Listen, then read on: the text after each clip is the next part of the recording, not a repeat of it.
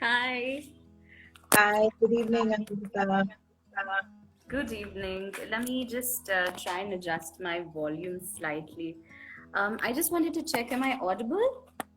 Yes, you are audible, and a few Okay, people have brilliant. joined us already.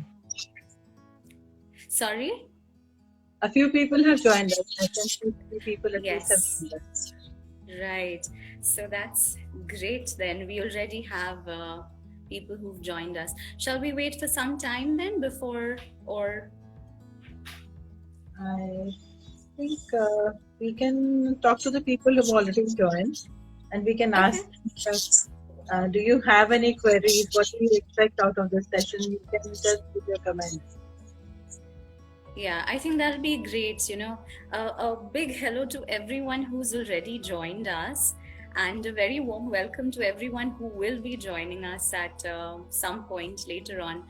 So, it will be great if you could type out in the comment box whatever questions you have around the subject. We're essentially going to address stress and coping. That is what the series is all about. So yeah, let's just wait for a few questions and maybe we could start in a minute or two. Okay, I think we should start with those who have joined. They should not miss out. Okay, so once again, welcome to our session and a very good evening to all of you. We hope that you are keeping safe during these difficult times. We faced the unexpected, like we never expected that we would be in such kind of a situation in our life. And we've had to make a lot of adjustments, a lot of changes in our lifestyles, and many things have changed for both of us. Whatever we used to take as normal is no longer normal. So this has caused a lot of stress in our minds. And as you may be aware that Jeevan is an organization working for the stressed, depressed, and suicidal people in and around Jamshedpur. So we thought that the best way to reach out to the stressed people is through this platform. And Mr. Anandita Roy has been very kind to agree to take a series of three sessions, and she will inform you about what to expect from these three sessions. So I'll just briefly introduce Dr. Anandita. So she is trained in stress management and has an interdisciplinary researcher with expertise in bridging cognitive science, literature, culture, and media. She has been closely associated to various organizations in India and UK over the past 10 years. She's been consulting on, researching, and facilitating discussions around mental health.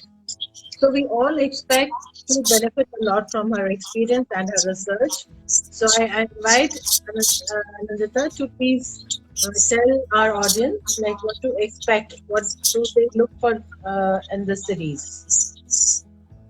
Thank you so much. Thank you, first of all, Gurpreet ji, for such a warm welcome and kind words of introduction.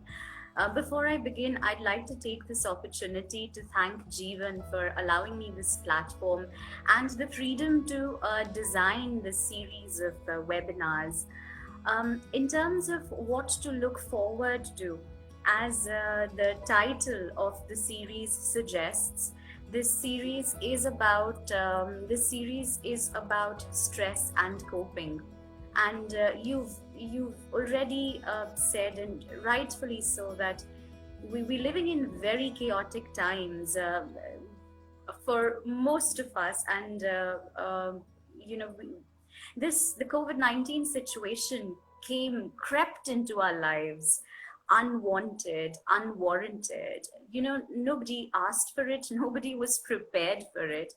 And on the one hand, it has definitely added a lot of stress to the already existing stresses that we had, but it's also thrown at us new dilemmas, new issues. And as you also mentioned, it's also, forced us as if to think at things differently from a different perspective. Things that looked extremely important until a few months back we can clearly do without those things now. So we've had to renegotiate and reevaluate things. So, as the title suggests, stress and coping, this is what we'll be looking at across these three talks. So, the series has been divided into three sections. We kickstart tonight the first session today, and we'll talk about stress in a little more detail. Um, and one would ask, okay, why talk about stress? We know it's not great for us, or just forget about stress, throw it out of the window, tell us what to do with it. Um, my approach really is, it's very important for us to look at what we're dealing with in order for us to deal with it better, in order for us to heal with it better.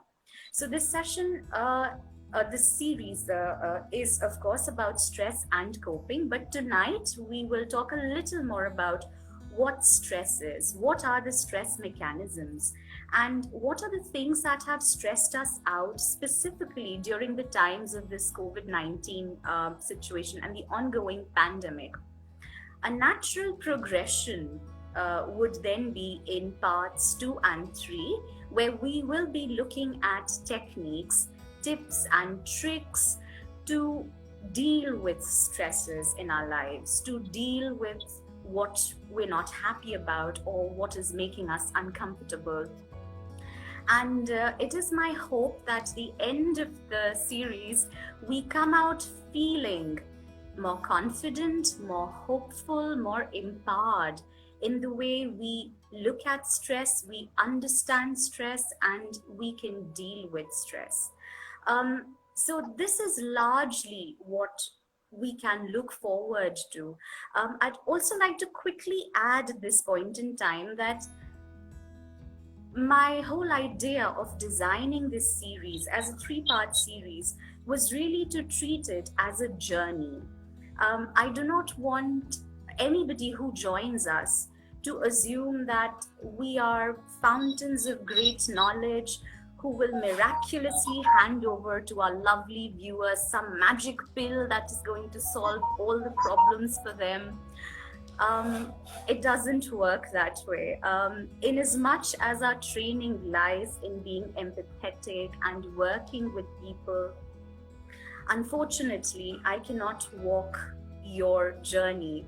Your path is your path, and I invite all of you that have decided to invest these 1 hour of your time, 2 hours or 3 hours of your time.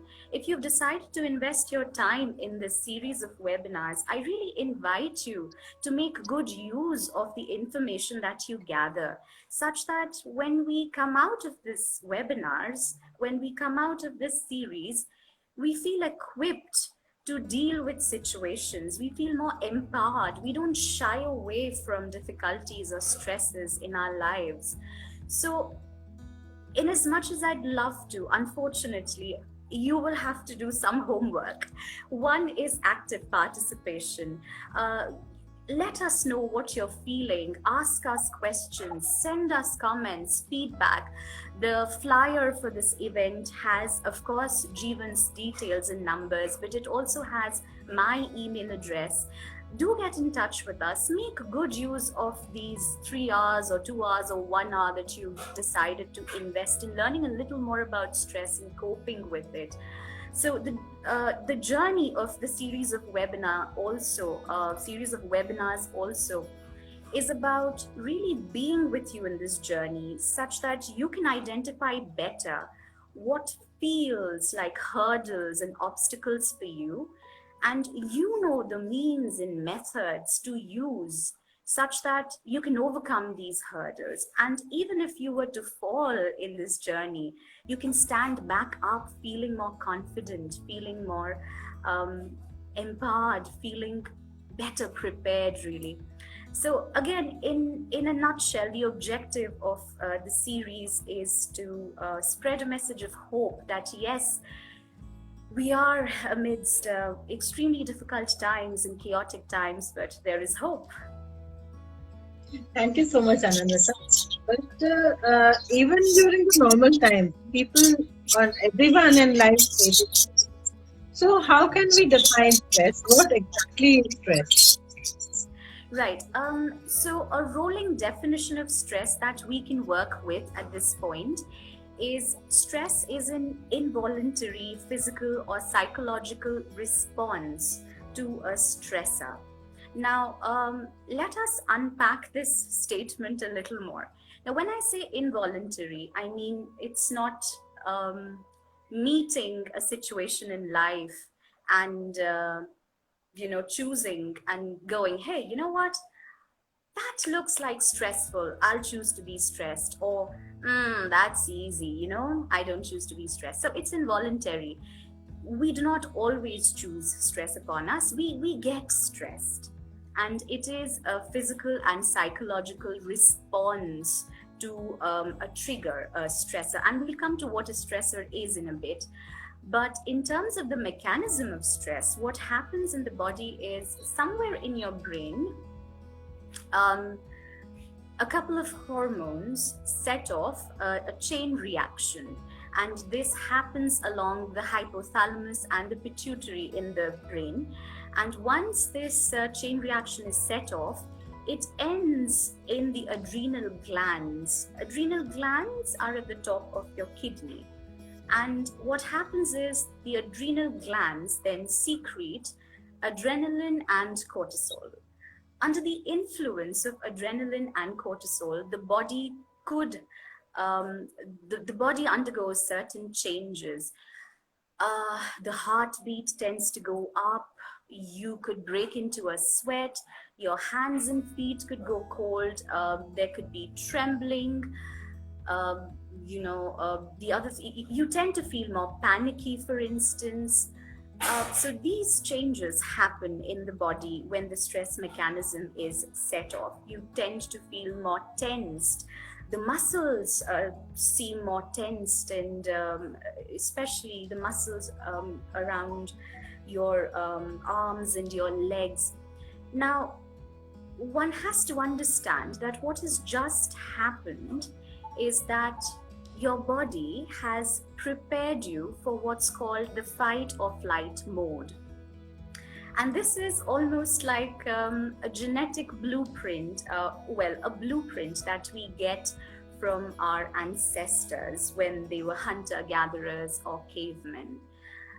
When you're out about hunting in the wild, in the unknown, and you suddenly chance upon danger in the form of, let's say, a saber-tooth, the body then prepares you for either fight, which means now you have to fight this danger, or the flight, which means you have to run away, you have to take off. So the body, when the stress response, so the stress mechanism is triggered, really prepares you for this fight or flight mode. And this is extremely important if you think about it. It is extremely important in a threatening situation, because what your body's just prepared you for, or what you've just been prepared for, is your survival. You need to survive, and therefore this whole situation of the fight or flight mode has been triggered. But in a non-threatening situation, what happens is stress could be a way to provide you with a short burst of extra energy, where you suddenly feel extremely focused and motivated. For instance, a friend has thrown towards you a challenge of, some gaming online, and because of this, you suddenly feel you're stressed, and you find that you're more focused and you're geared towards this whole aspect of winning the game. Or it could help you learn new things. For instance, if you were to go and deliver a public speech, it could actually be useful. So while we're talking about stress, I also want us to know a few things about stress. That one, not all stress is bad. However, having said that, number two, and this is important to remember, that long-term stress or chronic stress can adversely affect one's health. Now, when this whole mechanism is triggered, And if you continue to remain in this state of hypervigilance, hyper awareness, and if this continues over a prolonged period of time, let's say weeks and then months, the body fails then to receive signals to relax. It fails to receive the signals to go back to its normal mode of function. And when that happens, it can compromise the other systems in the body. It could compromise your immune system, it could compromise your digestive system, it could compromise your cardiovascular system, it could compromise your reproductive health. And over a long period of time, you may start getting headaches, you may start feeling aches and cramps in different parts of your body, muscle aches and cramps. You might tend to generally get panicky.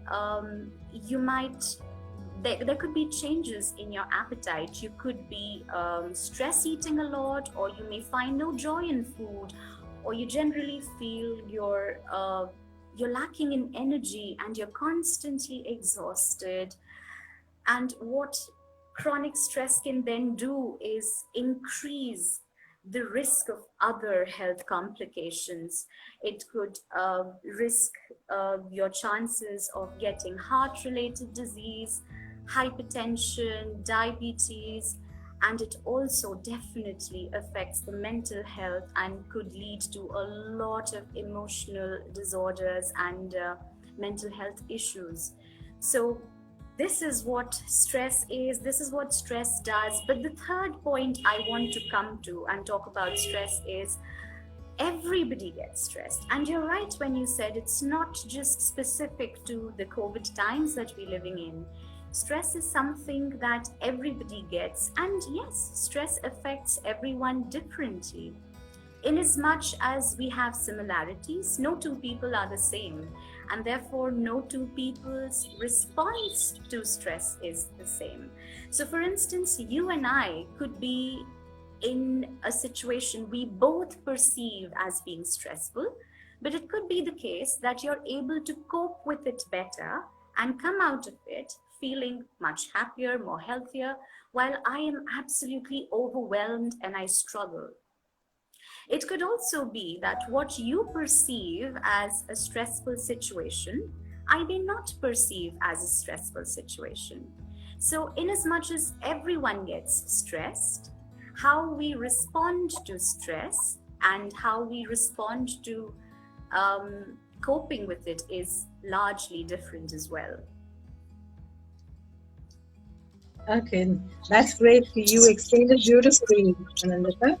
So, what you're saying is that different situations can cause different type of stress in different people. So, what could be Yes. those stressors? So let me also unpack what we mean by stressors. Now, when I talked about stress, I said that it is an involuntary physical and psychological response to a stressor. Now, what do I mean by a stressor? So it acts as a trigger. Very simplistically put, it's a trigger. But let me try and explain it to you from another aspect. Let's say that you find yourself in a situation where the demands on you are much more than the resources that you have to meet these demands. So when the demands placed on you in any situation are much more than the resources you have to meet these demands, that situation becomes stressful for an individual. And this disparity, this imbalance of a higher demand and a much lower available resource is different for different people. So inasmuch as stressors are different, some of the stressors that we can think of could be work-related stress. It could be stress arising from issues within the family. It could be stress from our social circles, our own ambitions. I think it's also an incredibly interesting question to address because in our day and age, one cannot avoid stress. One cannot avoid stress. What we can therefore do is really learn ways in which we can adapt and we can cope with stress better. For instance, we're constantly surrounded by devices. So sometimes the demands of these devices on us could also be a stressor. Let's say a lot of us now find ourselves in a situation where we're working from home. So the work and the personal life balance has been affected. Uh, the clear distinction between a work life and a personal life has now somehow gotten slightly muddled.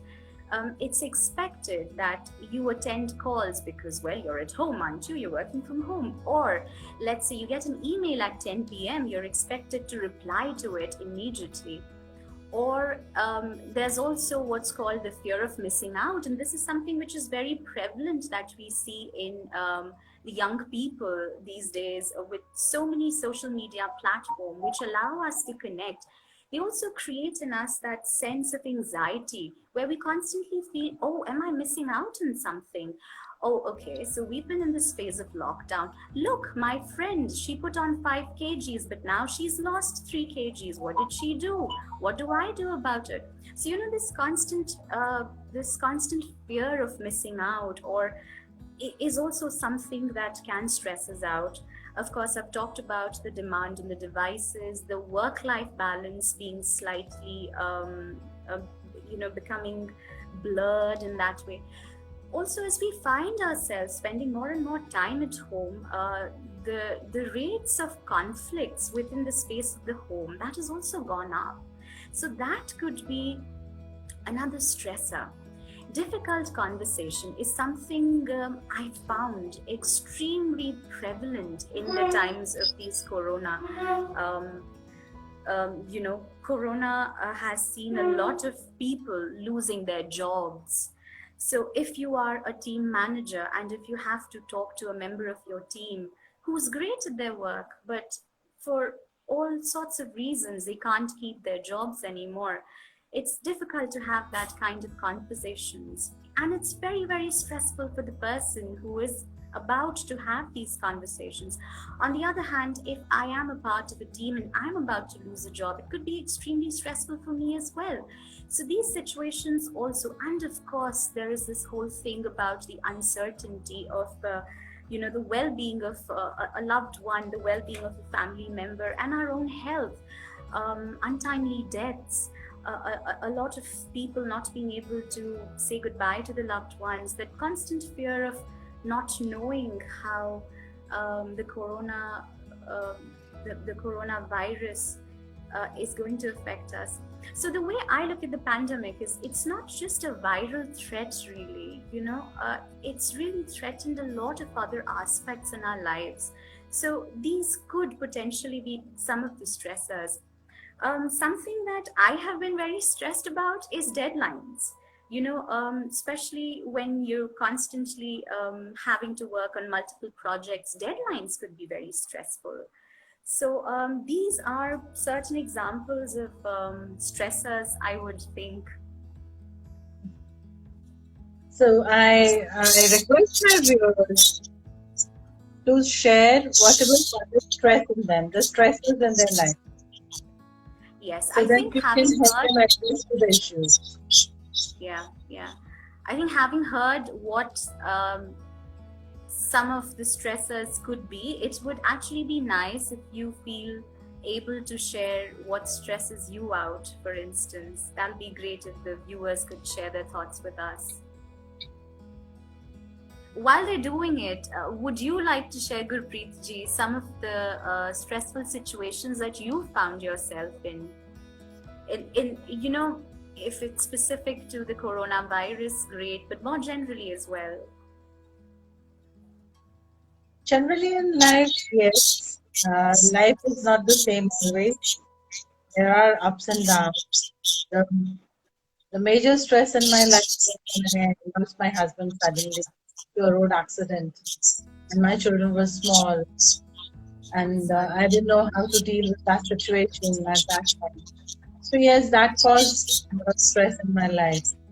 But thankfully I was able to cope with it, and my children are independent now, so I'm not that stressed about that factor now.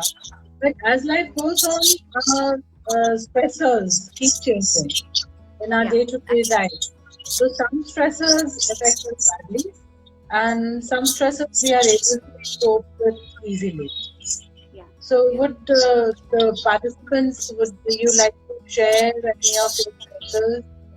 I mean, I just want to assure you that we maintain anonymity. We will not be naming you. You can just share whatever you want to share, and we will not disclose your names. So at Jeevan, we are very particular about maintaining your trust in us. So you can trust us that we will not disclose your name, and you can freely ask your queries, whatever is troubling you. Yeah.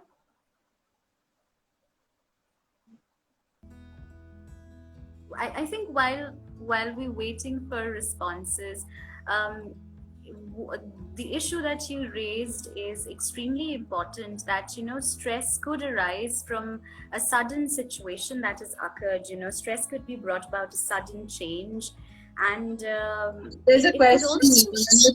someone has shared. Okay,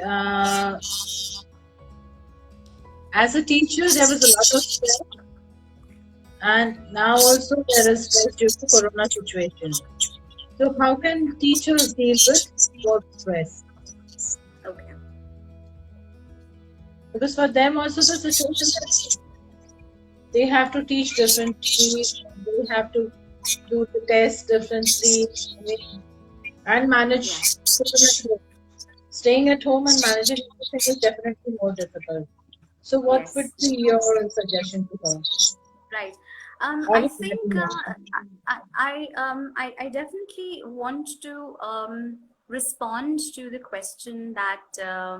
So the question really is about teachers are already stressed. They have a lot of responsibilities on them.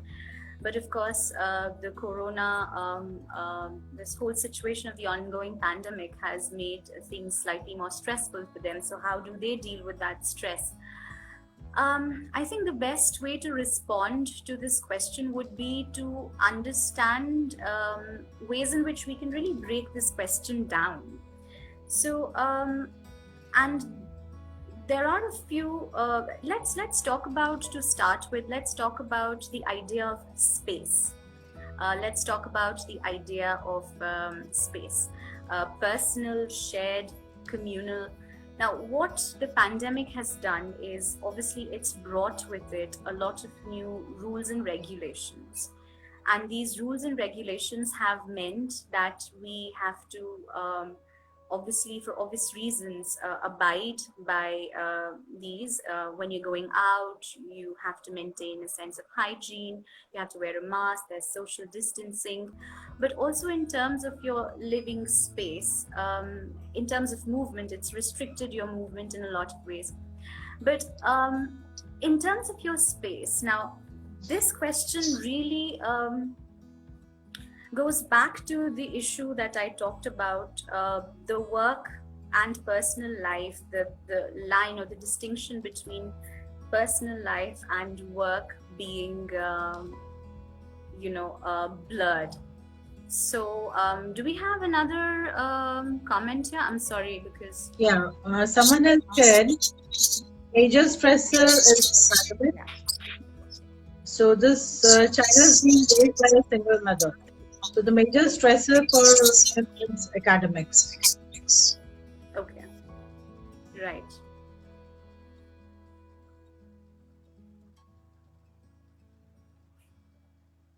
Right. So let's try and answer this question from two aspects. Let's try and answer or respond to this question from the perspective of the teacher, and also try and look at it from the perspective of the student. I'm assuming that the person who's raised this question is a student, because they say it's their academic studies that they're worried about. So what has happened now is that the space of the home, which otherwise was a space where you could come back and relax has now suddenly become, for the teacher, the space of their home, but also their workspace or their office space. And for a student, what's happened is that it's become their home and their school. So what we're seeing here suddenly, and let's think of it in terms of academia, since we're talking and trying to work this through with a teacher and a student. Let's think of it as a Venn diagram. So when you have set A and set B, with the corona, set A and B have come together, and now there's a little subset which has a bit of A and a bit of B. So in the case of the student, as I mentioned, in their home space, they now also have their school. And for the teacher, in their home space, they also now have the workspace. So what we're essentially dealing with here is negotiating the sense of space. And how do we do that? Because again, in any given system, in the home, unless you're a student living out and all on your own, you do not always have the luxury or the freedom. And I wouldn't necessarily say everybody who's living out on their own has the luxury really, but you have also other people who share that space with you. So you're constantly negotiating with these demands that are being put at you. I am aware that for a lot of teachers, having to move from a physical classroom to the virtual space has been quite stressful. And it's not just about having to engage with or equip oneself with new technology, but also simple, not simple, but other pragmatic issues like, what about my internet connection? What if that keeps playing up, or I don't have the luxury of a quiet space? So yes, there's one room and then there's a TV set and everybody, it's a common space. How do I then construct and develop these classes and then teach the children? Again, for the children, it has also been a new sense of experience where, yes, a lot of young people are used to accessing screen time, but the way where you're now on virtual lessons and you're now virtually sharing your space with other members of your class in the group and with the teacher, all of this has really been a new turf to explore. How do we cope with this? I think the best way to cope with it, again, is to see what are the demands being made upon you. It's slightly difficult for me to address more generally all of these questions, because then I can only generically do so. As the teacher said that, we already were stressed, and now with this whole pandemic situation, we stressed again. So what do we do now? So my whole idea would be, one, great that you've acknowledged your stress. Is there a way you can deal with it by talking to your fellow teachers? So that sense of community in any situation of crisis is a sense of great support. Now, when you're sharing this with your fellow teachers, what happens is that you learn that, okay, because, when you're just all by yourself, you're only, your extent really is your own thinking space. But when you go out and talk to other teachers, you realize that what you thought was a problem specific to you may actually be a general problem everyone is facing. And then the thing to do is to see if this can be addressed more generally, and then if all the teachers can benefit from this. I think the most generic answer about how a teacher could deal with stress at this point without really knowing what the teacher's situation is or what the teacher's particular situation is would be this. In terms of the student, in terms of the student who's struggling with their studies, I think, again, what's important for them is to know that what is it that they're worried about? Is it the extent of the syllabus that they're worried about? again, I think what I'm saying is try and get more information, try and get more support from your peer group, from your colleagues, and then you'll suddenly realize that what you thought was specific to your situation is actually a shared concern. So if you're worried about the extent or the scope of the syllabus, I am aware that for board exams and everything, the authorities are brainstorming to see how they can cut down on it, such that it is easier for students, given the time limit, given the restrictions, for them to go through whatever they have and to appear for these exams. So if this particular student feels that there's some information they don't have, I would strongly advise them to go and get that. In terms of accessing resources, if you think that because you're not able to meet your friends or go out and get support from your teachers in terms of tutoring, I would highly recommend you to use your screen time well. Go online. There are digital resources, and some of them can be accessed without paying a charge. Check with your libraries if they have access to other libraries or other resources where you can access books and articles without having to pay anything upfront. And that may help you understand or clarify any doubts that you may have beyond the space that you have, beyond your virtual classroom space that you have. I'm sorry, beyond the virtual classroom space that you have. Another question that I think that was asked by, if I'm not mistaken, by the same teacher who wanted to know about, how can teachers slightly address stress slightly better, was if I could talk about burnout. Now, burnout is what it is. Literally, you've completely exhausted yourself, you've completely exhausted your resources.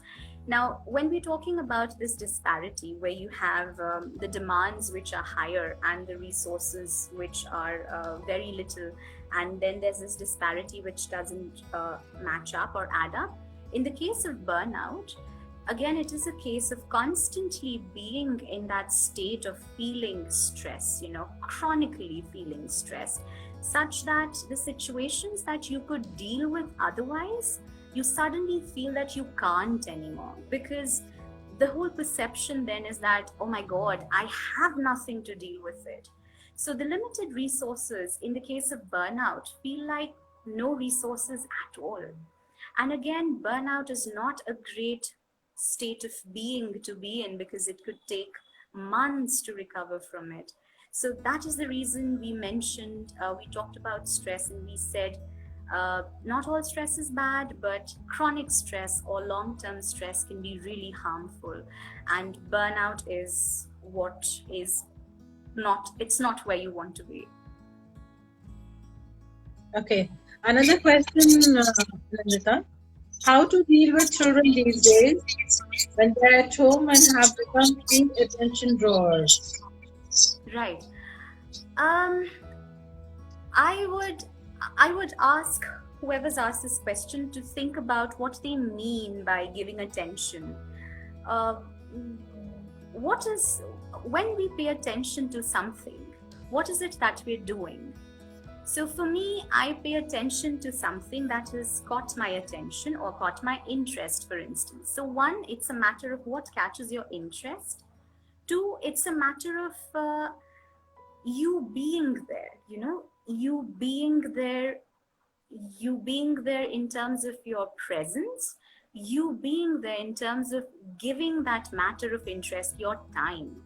So again, if I go back to this whole disparity of demand and limited resources, I think what the parent wants to know at this point in time is, look, I have a lot of demands that I'm already having to deal with at home. And I think the gentleman who said that they're stressed about their academic progress or their studies have also mentioned that their mother is a single parent raising them. So now if we talk about different variations or combinations of all of these entities which exist within the structure of a family, what's happening is that in this case, the parent is having to negotiate work, During the pandemic, we've seen that a lot of us who had aid from house helps did not have that anymore. So we were having to do everything that we had some help with. We were also having to manage our children at home, besides, managing our own life and our own demands that we have from ourselves. So I think what the parent is struggling with here really is negotiating that, being there for the child as and when the child needs them. I'm ruling out the matter of interest here, because obviously the parent is interested in the well-being of the child, and that's why they've raised this question. I go back to the sense of presence and sharing of time then. So obviously, I think from the question that the parent is overwhelmed and does not know how to share more of themselves with the child and is not able to give the child more time. One of the ways we can deal again with this is by trying to involve the child in their lives, in their own world. For instance, let's say I am. I'm very worried, and I need to. I have a deadline. I need to finish work, and I'm really working towards, finishing a project. And the child suddenly comes to me and demands my attention. One, be very honest with the child. Unless the child is a toddler or a very young child, even very young children, I don't think we give children enough credit for their intelligence or their emotional intelligence, for that matter. Defer it. Assure the child that they have the parent's attention, but that at that given point in time, the parent is busy and may not be able to attend or cater to their demands, but that they will come back, and then give them when you will. So, even when the child is leaving you, the child knows that you can't be with them right now. The child knows why, and the child knows when you can. And be consistent. Please be consistent. So if you've said, okay, you know what, in the evening we're going to sit down and play together, do that. And the whole idea also is to engage the child in things where you do not have to go out of your way and overstretching things. For instance, if you're preparing brunch, you can give the child a handful of sprouts and just teach them the whole thing about germination. You're bringing in biology into your lives. You're bringing in ecology into your home. Give the child a handful of sprouts and ask him to monitor it. The sprout will grow, and the child learns about germination. The child now has seen something grow. It feels more confident in its own abilities to take care of something. It feels happier that it's managed to keep a little pet sprout alive. And you know what? It also eases mom's stress of throwing a bunch of sprouts in for a snack. So what you're essentially doing is you're trying to involve and trying to find ways in which you can involve the child in your own time and space and create that subset. I'm sure those mothers will try it out, and I hope it was helpful. Otherwise, you can get back to us again anytime.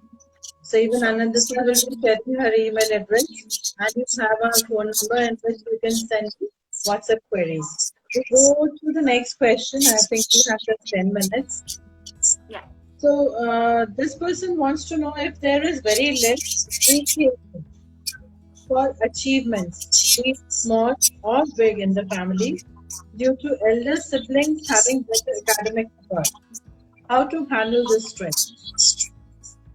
Right. I'm sorry I missed the first part of the question. So could I request you to repeat it once more? Sure. This person is not being appreciated as he or she should be because the elder siblings are better in academics. Right. So how does the person handle this trend? Right. I think again, the younger sibling needs to, and this is the homework bit that I mentioned at the beginning.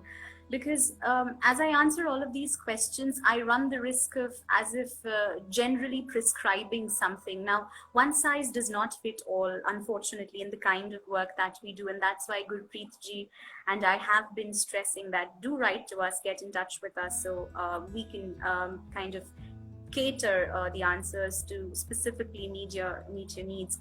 So then again, do not treat these responses as prescriptive to all situations. So to the person who's asked this question, I'd like to ask you in turn, do you believe that you're not good enough?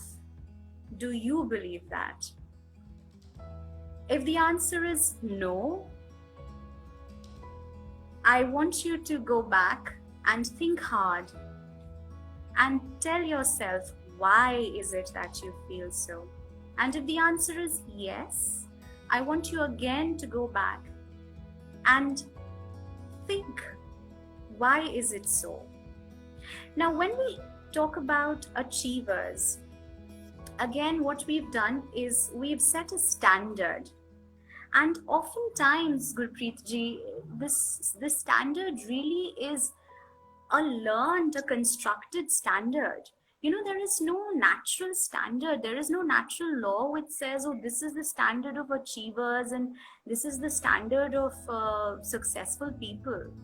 So probably for the individual who's asking this question, they themselves have in their mind a certain standard of achievement. And in this case, the standard of achievement is not necessarily the achievements of the older sibling. The standard in this case is the learned expectation of what their parents have placed on them. So instead of falling into that trap of thinking that, you know what, let's say my sibling has won the math Olympiad and I'm great at math, but I can't go ahead and win the math Olympiad. Now, ask yourself, do you believe you'll be a great mathematician tomorrow if that's what you want to do, if you win the math Olympiad? Not actually, here, I think, I'm sorry for interrupting. I think this person is facing the comparison from the parents. right. Oh, okay. Yeah. So, Right. how to handle that truth this person wants to? Right. It's also a very unfortunate but rather common situation where the stress unfortunately falls on an individual who really does not belong in that space. So this is something really the parents are worried about. It's a comparison that the parents are making, you know, it's a comparison that a parent is making between two children. So again, as I said, that it's a standard. The issue here is not achievement. The issue here is not the standard of achievements, really. The issue here is the expectations. So I would request the individual, before they even engage in a conversation with their parents, therefore, and that's why I said, you know, do you believe in this? Do you believe you're a no-gooder? Do you believe your siblings are better than you? Do you believe in your own achievements? Because if you're not confident about your own sense of self, you will not be able to confidently put across your arguments to your parents. Once you've been able to formulate it, look, I also believe that as we grow older and across generations, we tend to think differently. And as you said, you know, even across the span of our lifetimes, situations change, our perceptions about situations change, our own understanding of our self changes. So even before we start working along these lines of, okay, who's compared us with whom, or, you know, our parents putting that pressure on you, how do you feel about yourself? You know, because if you don't feel good in your skin, you will not be able to forget about your friends, your siblings. You will not even be able to instill that sense of confidence sometimes, and it's unfortunate, even in your parents. So tonight, once you've tuned out of this, think hard. Do you really believe that you've not achieved anything? Make a list of all your achievements. Make a list of all the obstacles you think you may have faced because of which you couldn't achieve certain other things. And then go and talk to your parents, because it is not about achievement, it is about a set of expectations that they have. And the third thing to do is really try and gather more information. Information is power. And why do I say this? Today I could fantastically, let's say, want to become a singer, and therefore I am not concentrating on my subjects or my syllabus, and my parents want me to. Now, avoiding this whole issue of who's in the right, who's in the wrong, a lot of times we might have fantastical ideas about careers or the kind of lives we want for ourselves, but that need not necessarily be the case or how things are. So, equip yourself with information. If there's certain things that you're spending more time doing, if it's art or music or let's say even maths, and maybe that's why your English and Hindi is suffering, get more information. What is it that you would like to achieve in life, and how? Is it sustainable? Make a list. So when you talk to your parents and when you sit down and speak to them, you can do so confidently and assertively. And also at this point, I'd like to share that assertive communication, whether it's a teacher who is under stress, whether it's the student who is under stress, whether it's a single parent trying to negotiate all these dynamics, whether it's a child who's struggling hard to challenge these obtuse and constructions of expectations, assertiveness helps, and assertive communication could be the key. Use I sentences. Don't say you are wrong. Rephrase it. Say I disagree, and then back it up. Use feeling oriented sentences. Don't say you're wrong because you hate something. Rephrase it. Say I disagree with you because I feel disappointed that I am trying and probably you're not able to appreciate it, and that makes me sad. So try these, and I hope they're going to help you navigate some of the stress, if not all of it. But then it's your homework and you need to do the work. Good luck. Thank you, Nandita. I think we are running out of time. Okay. Whosoever had asked this question, if you're not satisfied, you can get back to us again, and we would try to help you. Now we go to the next question. This first. So, do we continue, or shall we address the questions at a later point, maybe in the next session? I think we can continue with this question. This person would like to take up a different thing, like not the normal stream profession or something like that. Right. So he would like to become a blogger or writing poems or connecting with people. But since he or she doesn't get enough appreciation, that creates a lot of stress. So how can he or she handle this stress? My first response to it really will be, one, if what you do makes you happy, if you're passionate about it, do not run after the appreciation or the validation of it. Of course, there are exceptions, but any field, and you just don't have to be a creative personnel. You don't have to be a creative person.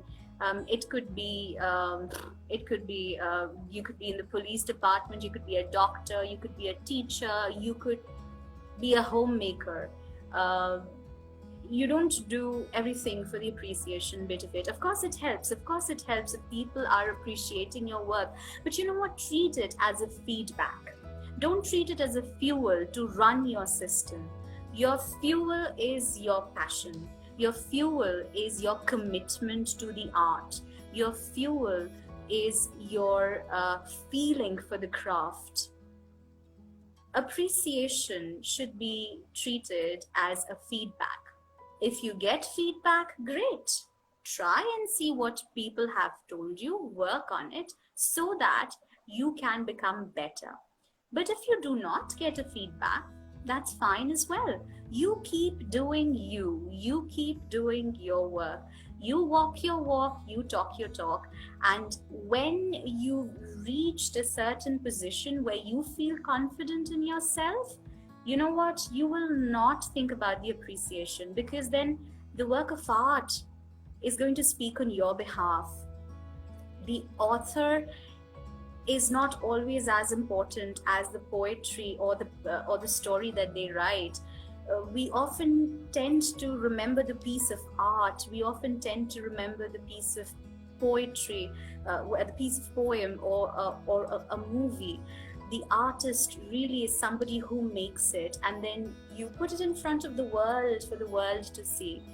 Do not be discouraged because you feel that you are lacking appreciation at this point in time.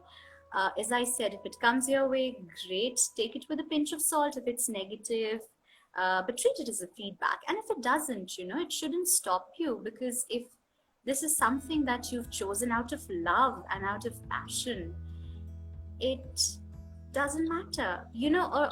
A shrub of rose will bloom. I don't think it really cares about who's going to stop and smell it and say, oh wow, the rose is such a beautiful piece of flower.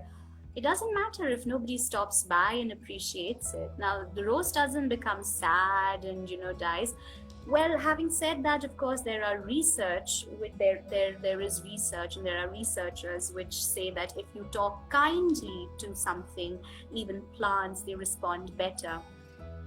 So yes, if somebody gets back to you with kindness, with authentic feedback, and again, and this is not really about stress management. It's not limited to stress management.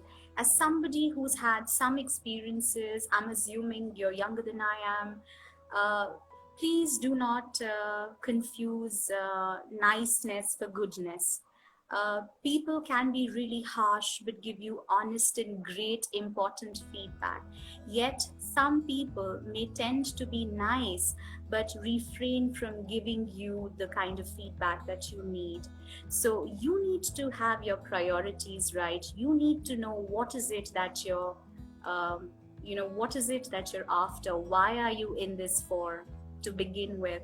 Again, I think it goes down to doing your homework. Go back to yourself, take a step back, breathe, stop, think, and the answers are within you. And that's why I said at the beginning, it's a journey.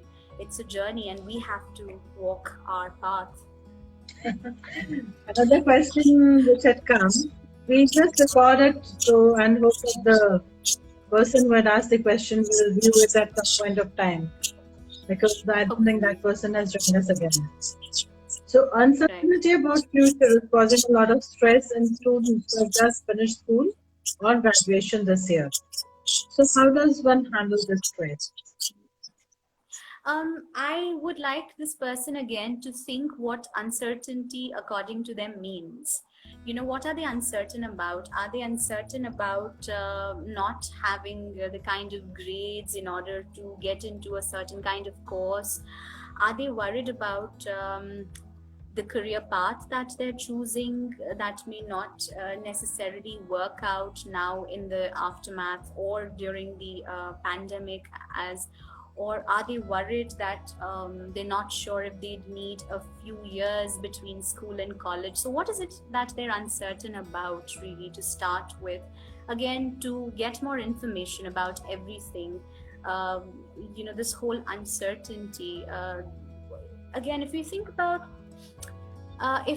about uncertainty in general, it is just that. On the one hand, one can, like stress, look at it as a challenge and an obstacle, and you think that, what, this is no good, I need to get rid of this.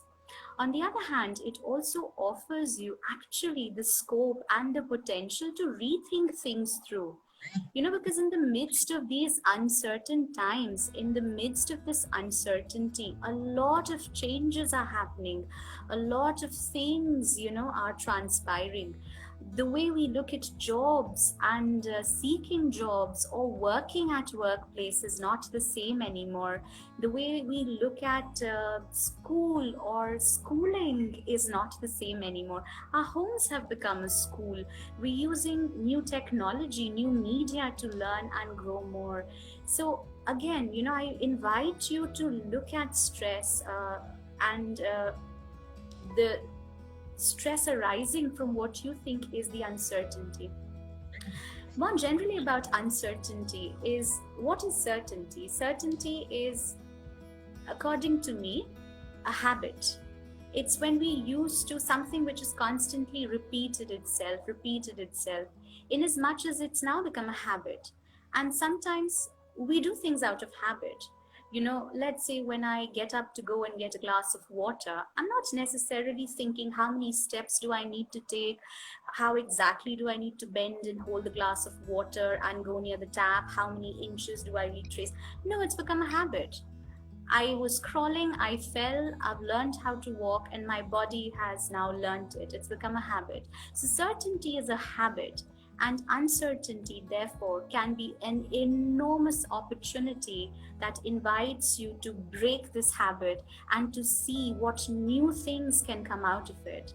And any great opportunity, potential is not your comfort zone. So then please do not treat uncertainty as or certainty as your comfort zone, because you're being unfair to yourself. Okay. I think you explained it quite nicely. So we come to the last question. How can stress be identified in small children? Small children means below 10 years. So how can we Right. identify stress in small children? So I think with young children, even below the age of 10, they do have a certain amount of language, even if it's not great vocabulary. So as I said, there are psychological symptoms and there are physical symptoms, and they tend to be similar even in young children and adults. Irritability is something that one should look out for. If there are changes in their moods, if they are just getting irritable, mood swings as well.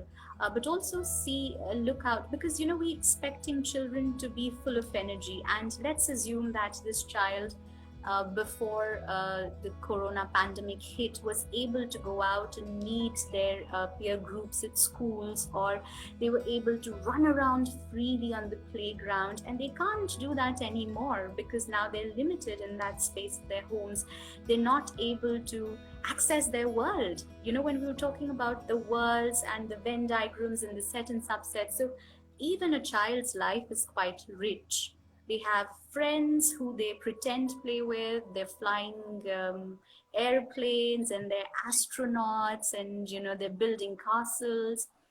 That necessarily is not the case that they can always access that, let's say, with their parents.